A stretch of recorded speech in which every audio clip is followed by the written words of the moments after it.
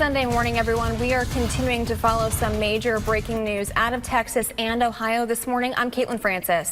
White House officials and congressional staffers met hoping to break the impasse in the government shutdown. Another brawl broke out right outside of the JCPenney inside West Farms. And I want to get right to that video you just mentioned. It was a very chaotic scene. Take a look as drive times for people hitting the roads are going to be much longer if you're traveling to some more major cities. Places like Boston, New York, or Washington, D.C., you can expect the most congested time for your drive to be between 4 and 6 this evening. However, here at Bradley International Airport this morning, things are pretty smooth sailing. The governor already activated the state's severe cold weather protocol, and it's in response to these kinds of brutally cold temperatures. So we are, of course, talking about snow falling across our region. We've got reporters all across our hometowns this morning as well, keeping an eye on road conditions, especially in light of 2 mass shootings this past weekend.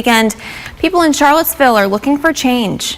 Virginia lawmakers will return to the state capitol next week, and Governor Ralph Northam wants gun safety to be a priority. And we're hoping this makes the holidays a little merrier and a lot more caffeinated for these people. With the Channel 3 Surprise Squad, I'm Caitlin Francis. For so many people, Christmas morning starts right here. Under the tree, all the gifts lined up. But for this family, Christmas morning starts much differently. Middle schoolers in Rockbridge County started a program to raise money by reading. If the alarm hasn't gone off just yet, here's your reminder. It's time to get up. Back to school today here in Botetourt County. All right, Ashley, Final Four excitement continues this morning. We are less than 12 hours from game time. Less than 12 hours, guys. Wow.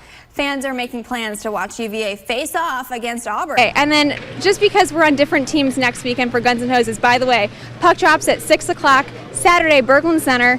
Get your tickets now, berglundcenter.com, or at the box office. Just saying. We are on the same team today. Yeah, go Pats. Are we looking forward to fall and winter? Yes. Nisi, I knew what his answer was. I was like, you already knew. I knew what his answer was.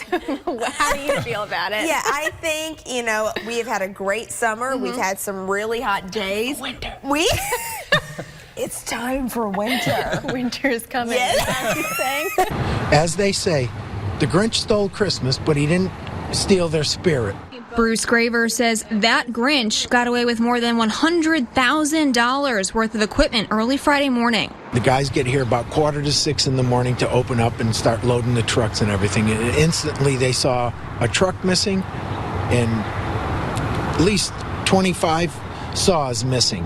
This is surveillance video the Gravers were able to get. You can see the truck driving across the parking lot and pulling out onto Silas Deane Highway. The timestamp was 4:45 a.m. The truck that was stolen is a white 2018 Ford F550 with a license plate AE49881.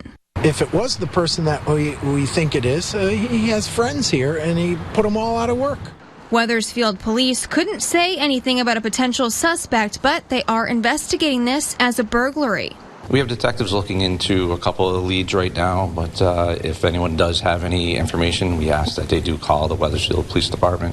In the meantime, Graver says they'll do their best with what's left. We hope to get some things done. Even though we're down a truck, down equipment, you have to keep going. In Weathersfield, Caitlin Francis, Channel 3 Eyewitness News. Sean Bull is standing in the kitchen drinking coffee with a new group of lifelong friends. Just this past June, Sean almost lost his life. I was using a concrete chop saw and it kicked back, hit me in the throat. There was blood everywhere. Do you remember all of this? I don't remember too much. A normal day on the job with Ellington Public Works, one he's had for the last 11 years, turned terrifying. But it was the quick thinking of his coworker, a former Army medic, that helped save Sean. Packed it back up and just held pressure on those 2 veins that I saw where the blood was coming from. An excruciatingly long 8 minutes later, first responders arrived. Rich was holding direct pressure, which is what saved him, and I took over direct pressure. We moved him onto a backboard and onto our stretcher. He started to bleed again, so I requested Quick Clot. State police also carry Quick Clot, a medical dressing with a chemical to help stop bleeding. Using the Quick Clot was something that was very important, and we recognized that immediately. Sean Bull credits everyone who helped get him to the hospital and is able to thank them in person.